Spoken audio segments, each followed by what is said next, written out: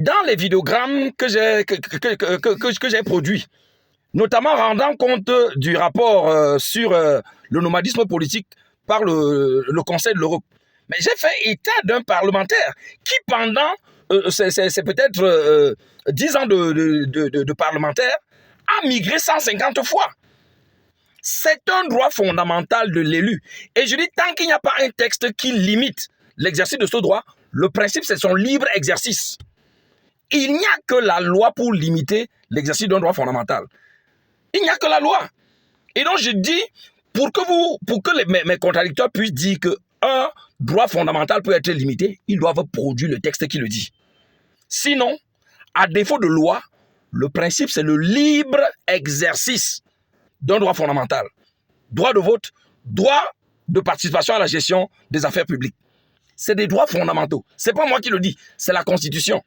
Et si on veut réunir la Constitution, ça veut dire qu'on considère que le Cameroun n'existe plus comme un État. C'est la Constitution qui est la base de chaque État. C'est la Constitution qui organise toutes les autres institutions, qui donne même au chef de l'État les pouvoirs qu'il exerce.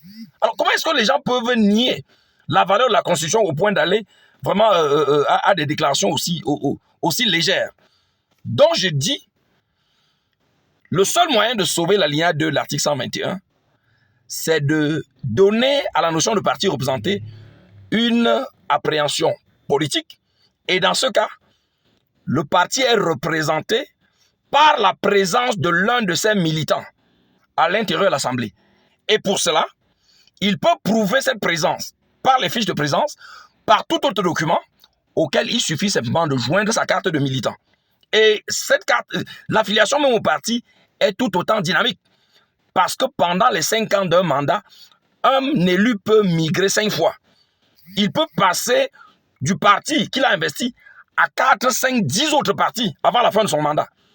Et la représentation que l'on considérera, c'est celle qu'il aura eue. C'est l'affiliation qu'il aura eue au jour où l'élection pour laquelle son mandat est pris en compte intervient. Donc ça veut dire que, en termes clairs, jusqu'à la convocation du corps électoral qui vient là, des députés qui à ce jour continuent d'être au RDPC, au SDF, à l'UNDP, peuvent continuer de rejoindre le MRC. Ils seront des militants du MRC. Et s'ils ont siégé dans les assemblées considérées, cela prouve que le MRC a été représenté. Mais là encore, je dis, la notion de représenter ici est prise dans son sens politique.